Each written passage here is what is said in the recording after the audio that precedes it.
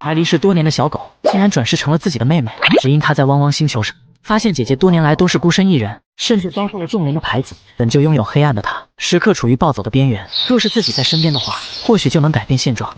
年前，他误打误撞来到了克洛伊的马车前，对方一下就感受到了他身上强烈的孤独感，于是他果断地命令车夫把他带到自己的面前。虽然是个流浪狗，但克洛伊依旧把他照顾得很好，更是取名为可可。也是这一天，可可有生以来第一次填饱自己的肚子。这5年来被骂过，也被揍过，但从未被抛弃过。临终前，可可躺在克洛伊的身上，嘤个不停。他很感谢姐姐多年来的照顾，自己真的很爱她，甚至祈祷下辈子自己能成为姐姐的女儿，以至于他在汪汪星球上的每一天都在时刻关注姐姐的动态。他发现在自己离开以后，姐姐过得很不好，经常把自己关在房间不出来，连侍女都在私底下议论她。比起公爵的另一个女儿，能操纵黑暗的她简直是公爵家的耻辱。听到这，可可再也忍受不了了，多想自己现在就出现在了姐姐的身边。这苦恼的举动引起了神明的注意，他询问可可为什么不像别的汪星人一样散步吃零食，难道是想成为星球上最 emo 的存在吗？虽然他也很想做这些事，但思绪还是会被在人世间的姐姐给牵动。于是他果断提出自己想转世到人世间的请求。神明深知人世间的险恶，不愿可可再去受苦。在他不断的坚持下，神明最终还是动摇了，但有个前提是不能让对方知道自己是转世过来的，且在5年后依旧会被强制召回。听到还能再陪伴姐姐5年，可可兴奋极了，立刻答应了下来。人类很坏，你要小心为妙。没关系，可可也很坏，经常偷吃姐姐的零食，还乱撕姐姐的纸巾，真是个善良的孩子。临走前，神明赐予了可可3种能力：跟动物沟通、预知未来以及拥有高智力。随后，可可的身旁出现了一道彩虹桥梁，那是通往人间的道路。此时，一群汪汪队突然来送他，纷纷希望可可能托话给他们曾经的主人。有爱心的人势必会被温柔以待。再次睁眼，自己成为了公爵家被收养的女儿，这也意味着自己成为了姐姐的妹妹。没有尾巴，可可还真是不习惯。她试着站立行走，但根本没办法驾驭。此时，侍女推门而入，告诉可可一个好消息，命令她出去。本以为是散步去，没曾想是真正意义上的离开，这简直是地狱开局。这才开心了5分钟，就要被赶出去了。公爵家曾经降下神谕，去收养受神祝福的孩子，保佑家族盛兴。但不久前，自己身上的圣痕却消失了。正当可可不知所措之时，她的3种能力之一触发了，智力加9999，他立刻要求侍女为他重新检查。宿主换人了，说不定圣痕就回来了。然而因为公爵出征，所以暂时没有办法为他重新检查。庆幸的是，停止收养也不是立即生效的，只不过是来通知一下的。毕竟圣痕消失的情况实属罕见。既然如此，就先去见姐姐吧。但作为旁系，想见到直系，并非那么容易，只有立到大功才有机会。这对可可来说轻而易举，他最擅长的就是立功了。于是他来到前世跟姐姐玩球的马厩，正巧几人为出征的马不吃不喝感到烦恼，准备去向姐姐的亲哥卢斯汇报。男人可是出了名的暴躁，但对却情有独钟。此时可可发现角落藏起来的球，他立刻上前，这让他误以为自己立大功了。身旁的战马一脸无语，自言自语这算哪门子的立功？但更让他无语的是，眼前的女孩竟然能听懂自己说的话。快帮帮我大聪明，我龙体欠安。舌头上扎了一根倒刺。说罢，战马伸出舌头，可可立刻拔出。原来这就是导致他不吃不喝的原因。这下能告诉我立功的意思吗？战马甩了甩刘海，声称女孩刚刚的举动就算立功了，治好了名贵的自己。原来拔刺就是立功，这下有资格见到姐姐了吧？此时家族成员闻声赶来，发现眼前的小不点正跟战马亲密在了一起。男人立刻上前查看，状态回复到了从前的10倍不止。此刻他突然想起，这个小不点就是公爵要禁止领养的孩子。汇报给卢斯的话，或许命运就会改变了，但自己可不会这么做。送上门的奖金跟升职，怎么可能拱手让人？于是他找了个理由赶走了可可，准备独自去领奖。很快他把这件事告诉了同伴，卢斯大人也闻讯赶了过来。到底是什么原因？闻听此言的男人立刻慌张地编起了理由，声称森德是消化不良，于是便把胡萝卜切得更为细碎了。仅此而已嘛。为了继续证明下去，男人声称现在的森德更加的听从指令了，但战马可不给他这个面子，迫切地冲了出去。本以为是要去卢斯的怀抱，谁知他径直地走出屋子，来到可可的面前，展现出一副极具温柔的姿态。这家伙是谁，能让森德如此亲近？我是可可，是我治好了森德。话音刚落，女孩拿出了一个倒刺，声称这就是证据。原来在可可被赶出去的时候，想起了森德跟他说的过往，在回国的平原上吃草，吃到了长满倒刺的花朵，这不是本地的花，所以证据也就确凿了，时间跟原因都吻合。舌头上也有印记，所以根本不是什么消化不良。左东西竟敢跟我撒谎！虽然男人因为可可被骂了，但即便是成为坏蛋，自己也一定要见到姐姐。可可，你到底是干什么的？兽医还是女仆？此时男人突然走上前，声称可可是本家最小的公主。得知男人猛踢了，这也不怪他，毕竟他才刚刚留学回来，没有圣痕，但立了大功。但无奈啊，我只是个没有实权的纨绔公子。没关系，我只想见一见克洛伊大人。闻听此言的卢斯呆滞在原地，这个小家伙竟然想见那个么危险的女人。自从妹妹的小狗死后，对方连自己这个亲哥都不放在眼里，所以他奉劝可可换一个别的愿望。但女孩执意就要见克洛伊，真是不明白这小家伙为什么执意要见克洛伊。随行的男人倒不这么认为，或许小姐跟孩子会亲近，他们很像，尤其是对待动物。得到许可证的可可立刻背上行囊，前往克洛伊所在的宫殿。路上他们经过了可可的墓地，侍女不禁吐槽这比自己父亲的墓还要大上几倍。这只老狗命真好。可可立马回击，不是老狗，那是乖小狗，它15岁了，换算成人的话已经是爷爷奶奶辈了。我不管，就是小狗。两人一路争执来到了宫殿，接下来你就自己去吧，希望你平安归来。推门而入的瞬间，侍女冷漠的脸庞引入眼帘。可可颤颤巍巍地拿出许可证，抱歉，克洛伊正在与贵宾交谈，有什么话我帮你转告。没关系，我可以等，就像前世那般，等待姐姐回来亲昵自己。这次也一样，但直到太阳落山，姐姐还是没有出现。原来此刻的贵宾房间里，克洛伊正在面对散布他谣言的妹妹。与他不同，妹妹拥有的进化能力虽不及治愈力，但依旧是强大的圣光，因为成为了圣女的候选人之一。如今她想通过净化克洛伊的黑暗，来向世人和父亲证明自己有能力成为家族的继承人。她嫉妒克洛伊血缘，作为养女就要虎视眈眈一切，但挑衅也有个度。克洛伊随手释放黑魔法，开始给女人下最后的通牒。眼看周围是女，他的人设还不想崩，便识趣的离开了。此时一口鲜血喷了出来，克洛伊的身体已经不行了。1年前他还拼了命的向父亲证明成为家族继承人，但就因为可可的死，父亲冷漠的样子让他彻底心死。曾经他守护家族和可可的心谁都无法撼动，但可可的死给他的打击实在太大，无人理解。这是他生平第一次敞开心扉的爱。此时门口熟悉的香气引起了他的注意，是曾经可可每天都会留下的花。到底是谁在捉弄？可恶的家伙！殊不知正是可可本人。他偷偷来到姐姐的门口，放下准备好的花。此时侍女来了，询问是不是他在克洛伊门口放了花。现在他很生气，随后命令众人把犯人给带过去。可可开心极了，自己这招果然还是奏效了。来到房间，这里一片漆黑，并没有看到姐姐的身影。本以为孩子会害怕的跑掉，但当克洛伊打开房门，发现里面的窗帘全部被打开了，并且桌子上放了一束花，另外还有一封歪七扭八的信。放眼望去，可可正酣睡在地上，熟悉的呼噜声响极了可可。克洛因连忙来了兴趣，摇醒了女孩。但接下来可可的一举一动，造像极了曾经的爱宠。克洛因的心跳到了极点，他还是第一次见到除了可可以外的东西，对自己这么温柔的笑。明明是第一次见面，克洛伊的心就像快跳出来一般，并且对方的名字还跟自己的爱犬同名。克洛伊思绪回到现实，询问女孩为什么要在门口乱放东西，还把家里弄得一团乱。可可见状有些失落，果然还是认不出自己了。但为了遵循与神明的承诺，他谎称自己是因为想跟姐姐熟一点才做出这个举动的，大可不必。抚养权我也做不了主，没关系姐姐，那你可以教我黑魔法吗？外面都说你是最伟大的魔法师，这让克洛伊想起了自己的未婚夫。他命令自己收起黑魔法的姿态，转而成为粘人的小猫咪。所有人都称自己不配成为继承人，黑魔法是家族污点般的存在，没人理会的时候，只有可可陪伴在左右。他想发泄，想倾诉，但可可舔舐自己的时候，所有人烦恼全都抛之脑后了。阴郁的黑魔法有什么了不起的？星星虽然白天也在天上，但却只有在夜晚才格外耀眼。姐姐也是如此。闻听黑暗比光明好的谬论，克洛伊立刻挥出魔法，但女孩依旧在不依不饶的夸赞，完全没有退缩的样子。她靠近的感觉，仿佛自己被星光所照耀，无法回避。两个可可都是来拯救我的吗？这是克洛伊唯一能想到的。但孤独多年的人，已经无法被短暂的温暖所撼动。他接受女孩可以过来玩，但请不要称自己为姐姐，因为他唯一承认的家人只有卢斯一个。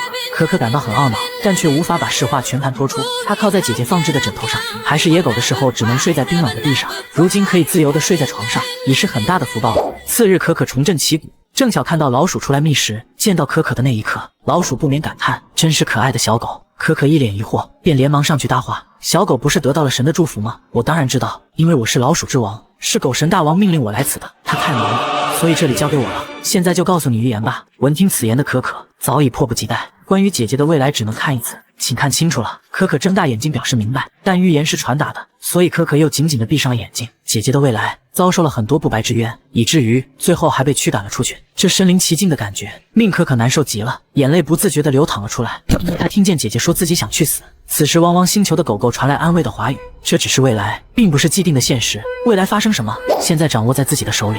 鼠鼠发出情报，宅邸的主人想要关闭这里一段时间，侍女们也在孤立姐姐，钱全部都塞到了他们的包包里。彼时的姐姐正需要可可的帮助，虽然现在还无法抗衡克洛伊同父异母的妹妹，对付几个小侍女还是绰绰有余的。诡计多端的可可正式上线，鼠王也很欣慰。可可看见未来后并没有气馁，反而变得更加有干劲。可可想起未来里侍女贪污的账本，找到那个东西，势必能把他们给赶出去。于是他开始求助鼠王帮自己，热心肠的王自然答应了下来。鼠狗小分队开始行动，得知账本藏在仓库里，鼠王立刻飞奔了过去。可可则是来到了姐姐的住处，但却被赶了出去。原来克洛伊不想让孩子看到侍女们给自己吃变质的食物，但反正身体也没味觉了，并且快到了可可的忌日，他也不想多找事了。但可可执意要进来，他找到了前世自己最喜欢的球，拿到了克洛伊的面前。刚刚老鼠把玩具拿走了，被我截胡了。可可很会抓老鼠的，所以我能在这里睡一晚上吗？老鼠都是晚上出现，我可以找到其他的玩具。克洛伊无奈拗不过孩子，最终还是同意了下来。可可见状，立刻打开阴暗的窗帘，以及收拾变质的食物来讨好姐姐。夜晚，鼠王发来账本的具体位置，可可立刻潜入过去。几个侍女正在交谈，为了省钱，他们给姐姐送去了变质的食物。闻听此言的可可真想上前去咬他们的屁股。大局为重，最终他还是转头爬向了最难闻的地方，因为账本就藏在这里。正当他庆幸的时候，侍女突然打开了房门，还好可可耳朵异于常人，早已躲了起来。但事关账本的重要性，侍女们仔细搜寻，还是找到了可可。小家伙，不睡觉跑来这里干嘛？我说的话，现在就能把你给赶出去。可可拿出一个狗骨头，声称自己是来找玩具的，但对方根本不信。好在姐姐突然来了，原来这是他们的约定，只要找到玩具，说出骨头棒的名字，克洛伊就能及时赶到。可可立刻交出骨头棒，这是可可最喜欢啃的东西。还有这个，克洛伊拿到账本，命令可可先出去，所有的侍女跟自己过来。好玩吗？每天都聚在这臭气熏天的地方，眼看账本被发现，侍女们演都不演了。据我所知，你早就知道我们的事了。没错，但你们今天想拿孩子出气，这让我不能忍。事实上，侍女是季妹妹派来监视克洛伊的，所以处罚权在女主人那里。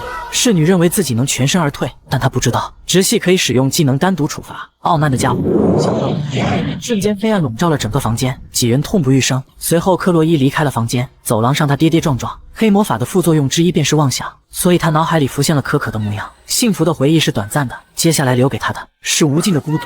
但今天的副作用奇迹般的缩短了。可可，克洛伊大人今天不来了，这是给你的抓侍女游戏的奖励，是非常珍贵的药水，并且还是可可非常喜欢的地瓜色。姐姐还是老样子，无法忍受我身上有伤痕。总有一天，我会让姐姐亲自对我再说一次。世上姐姐最爱的是可可。此时卢斯正多方面打听这孩子的行踪，他浮想了100种克洛伊折磨孩子的可能。越想越害怕的他，来到了妹妹所在的住处，正巧发现可可正睡在台阶上。治好了我的战马，竟然遭到了这种待遇，真是没眼看。见状，卢斯把女孩抱了起来，打开了公爵府的大门，发现这里一片祥和，不再是往日的黑暗，并且侍女全都换了人选。于是他把熟睡的孩子放到沙发上，捏了捏可可的脸蛋，到底要睡到什么时候？你这像克洛伊的小家伙！遇到克洛伊，可可猛然惊醒，发现面前的是卢斯，他略显失望。话说，你怎么会被赶出来的？干脆来我家吧，我们很欢迎你。此时克洛伊突然出现，声称并不是他赶出去的，只是阳光太温暖，坐了一会便睡着了，搞了半天闹了个乌龙。但让卢斯惊讶的是，妹妹的脸上竟然浮现了笑容，就像她失控前那般美丽动人。是因为可可吗？真是有趣。克洛伊，我有话对你说。父亲带回来的老虎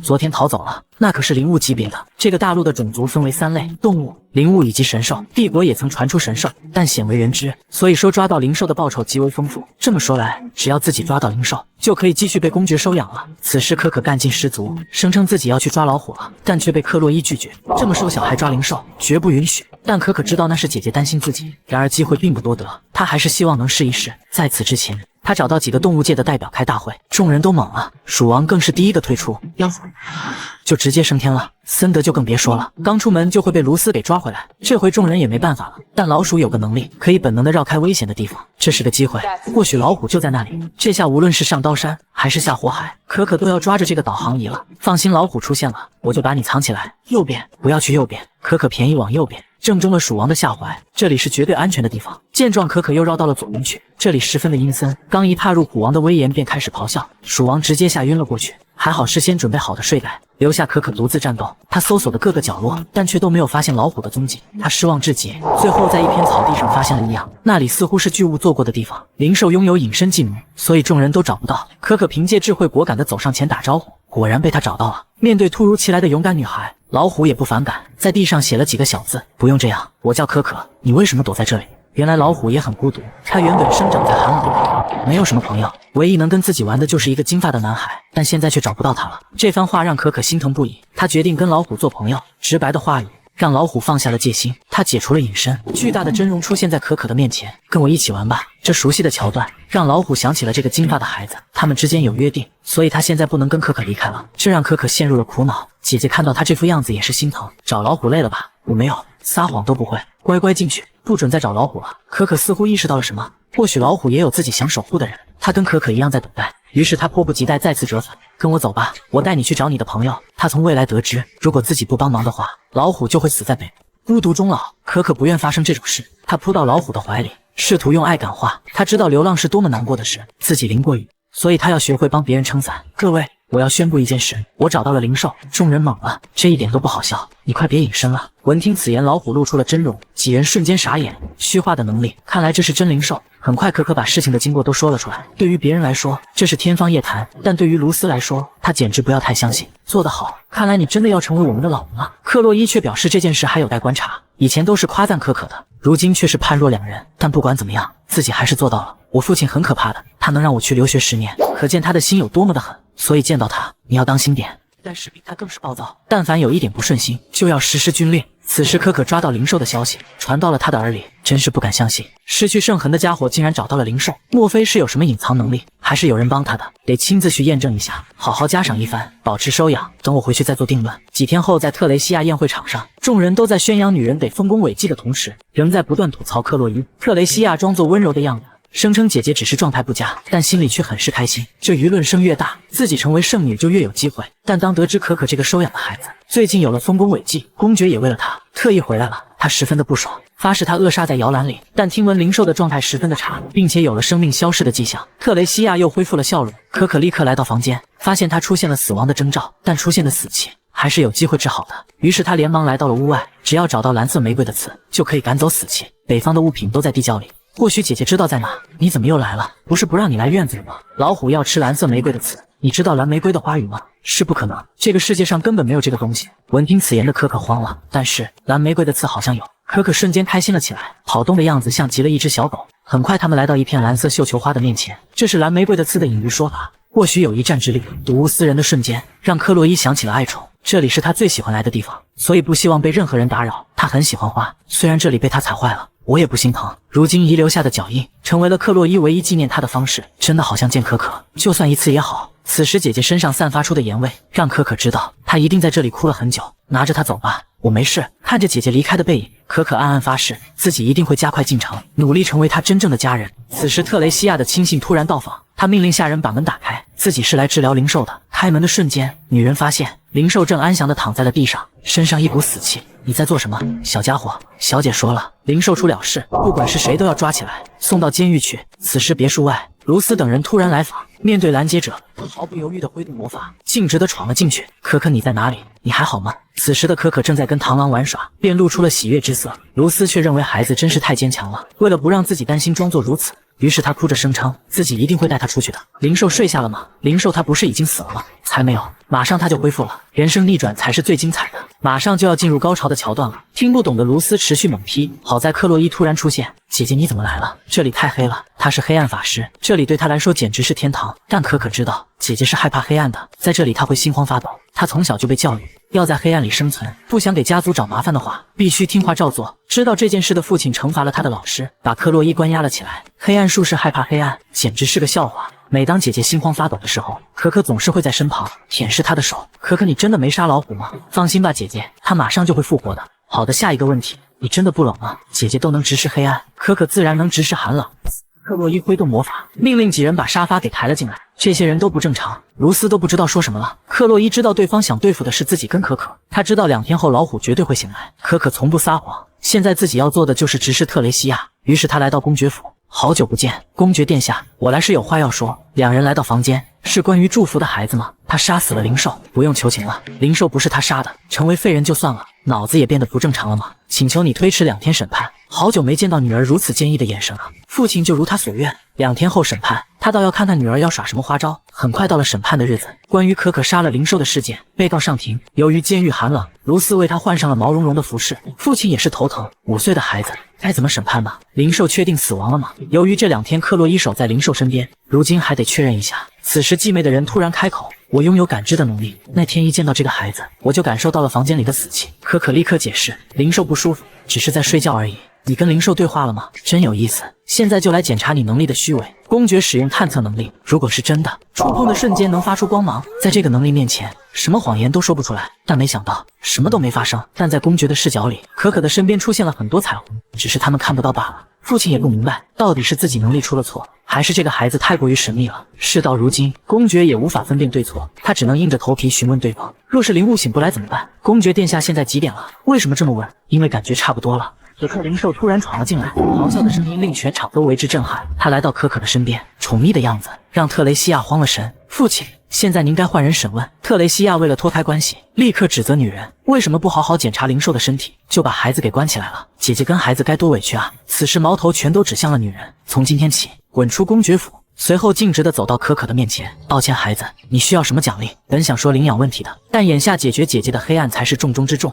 姐姐，公爵，每天早上一起吃早饭吧。这奖励让几人猛了又猛。曾经可可听过姐姐给自己讲过父亲的故事，公爵知道了他生病的事，惩戒了他的老师，还给了自己一个拥抱。可可想让公爵跟姐姐回到以前的关系。父亲，你不觉得这个小家伙很了不起吗？竟然让我们4个一起吃早饭。不好意思，这么朴素，真不愧是个5岁的孩子，还成为克洛伊跟卢斯的妹妹。第3跟我一起玩球，第4跟我一起游泳玩游戏，第5给我买地瓜，第6给我在厨房做地瓜蛋糕。列举了大概10条左右。你也心真够大的，你到底有多少愿望？100个。此时回到府里的特雷西亚脸上写满了阴沉，但又不得不维持自己的人设。随后命令下人今天不要在府里逗留，自己要开始不间断地发泄了。因为审判结束后，父亲找到他，命令他以后不许插手府里的事。虽然他极力的解释，但依旧逃不过公爵狠辣的眼睛。你当我傻吗？没有你的命令，下人敢这么做吗？这下亲信没了，都怪这个叫可可的孩子，毁了他所有的计划。他暗自发誓，继承人必须是自己。次日，可可享受多人早餐以及最爱的地瓜泥、地瓜芝士、地瓜布丁等等，简直就是地瓜派对。不过说起来，两人还真有点像。有了上次亲自的探测结果，父亲提议再去神殿测试，这件事就交给卢斯了。做不好的话，继续去留学吧。此刻可可观察到姐姐好像不经意间笑了，看来自己真的做到了。此外还有个更要的事，北面的厢房不允许进入，北部大部在那里治疗，这件事不允许传开，全权交给特雷西亚处理。可可想起了未来，就是这里，特雷西亚成为了反派，这样下去，公爵等人会变得很危险，被皇帝知道的话，就是死罪。次日，可可来到北部宅邸，众人果然都在忙活。突然，一个身影挡在了他的面前，没想到金发的少年就是北部的大公。表面凶狠的男孩，背地里却温顺的像只小猫。但第一次见面的他，却毫不犹豫地称可可为丑八怪。可可立马就急了，连忙替自己发声，但对方根本不听他解释，吵死了！小偷，一下给自己起2个外号。可可气得像只炸毛的小狗，准备上前教训他一番。此时颤颤巍巍的拿出木剑防身，真是太敏感了。这家伙身上到底发生过什么？可可不得而知。好在他身上善良的味道还算占了绝大部分，可可便不再跟他计较。我这就离开。但是你为什么要这么激动？男孩欲盖弥彰，本想解释什么，但最终还是冷漠地赶走了可可。回到根据地的女孩立刻把这件事告诉了兄弟姐妹们。众人开始分析，或许对方是心情不好，亦或者是戒备心就是很强，但他身上受伤的味道又很重。蜀王，拜托你一件事，帮我找一下男孩附近有没有奇怪的人。他的那张脸就像自己孤独流浪时的状态，敏感脆弱又身怀戒心。如果没有姐姐的话，我根本无法存活下去。我有公爵送的录像工具，本来想拍跟姐姐的日常的，现在也算是派上用场了。完成任务的话，赠送你3块奶酪。森德跟虎王也是，听到什么风吹草动，记得告诉我。闻听此言，鼠鼠立刻行动，小分队正式成立。此时北部的祈祷室里，特雷西亚正被偷偷派去治疗公爵的弟弟。这件事完成的好的话，并可以在父母面前扬眉吐气，但进化能力始终是进化，没有绝对的治愈力，这一点特雷西亚还是比较担心的。据说这个孩子是公爵最爱的弟弟，表现得好的话，赏赐黄金1000两都不是问题。很快到达男孩的房间，得知对方得的是异能暴走症，这种能力失控的时候会剥削人的意志力，严重的话会导致死亡，跟克洛伊倒是有些相似。特雷西亚公主，你有把握吗？放心吧，姐姐的病也是我治好的。此时的鼠鼠早已在一旁开始录制，他很好奇特雷西亚的能力，明明很浑浊，但为什么会如此自信？随着光芒的绽放，治疗正式开始。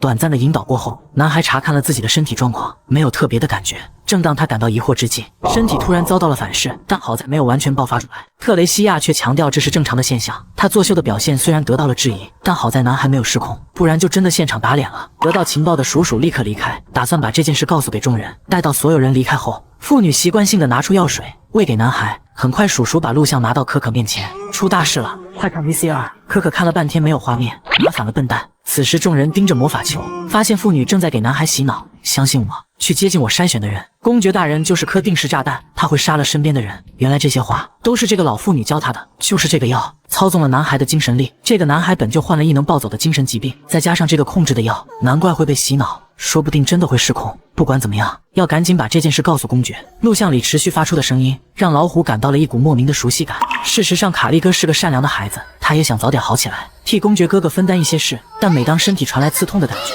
他总想一了百了的死去。不久前，哥哥被皇帝召去消灭魔物，自己则被安排接受特雷西亚的治疗。卡利哥很是难过，哥哥承诺100天以后就会来找他，但真的能如愿吗？强大的哥哥总是被安排到最危险的地方，卡利哥就这样每天数着时间过日子。这天他刚睁开眼睛，就发现可可贴在窗户上。你这家伙到底想怎么样？我有话要跟你说，让我先进来。可可刚安全落地，就被卡利哥狠狠地臭骂，但发现对方根本不拿自己当回事。奶妈说了，任何人靠近自己都会有危险，所以除了他以外的人都要赶走。你是听不懂我的话吗？快滚出去！才不要！记住，奶妈说的都是谎言，不要听，也不要接受她的治疗，更不要喝她的水。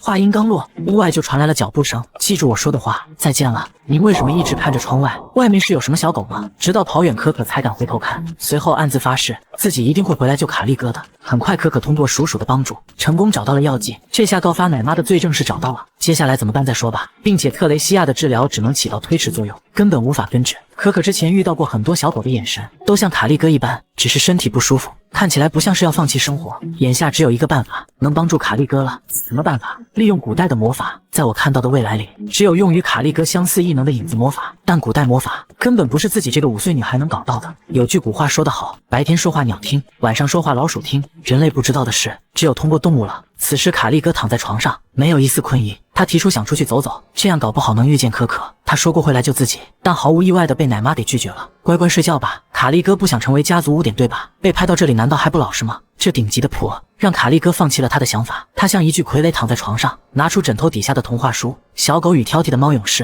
次日，卢斯带着可可出门游玩，真没想到公爵父亲竟然会同意这件事。留学的时候都没这个待遇。原来在早上的时候，可可突然想去闹市区，因为在繁华的街道才能得到动物的信息。庭院不是也可以吗？就让我去吧。可可想送家人一份礼物。你的意思是送家人礼物对吧？爸爸，你听到了吗？让妹妹去，离我远点，我听得见。你又在策划什么呢？不允许做危险的事情，听到了没有？此时公爵发出灵魂疑问：孩子，你有钱吗？没钱，你买什么礼物？卢斯，你跟他一起去。就这样来到街区的可可疯了般在路上乱窜，好在卢斯把他给抓了回来。这个方向，可可是想去鸟市吗？这里是动物界的情报局，想知道重要的事，得去楼上精锐所在的地方。于是趁着卢斯在交谈的时候，可可一溜烟跑了上去。当他回头的时候，身边只剩下了空气。此时众人都在议论这个横冲直撞的家伙。我叫可可，没有带人过来，因为委托来到了地球上。全场突然鸦雀无声。你是怎么能听懂我们说话的？又是怎么知道这个地方的？回到我小不点，别叨我了，我是来委托你的。知道巧克力吗？野狗群的首领，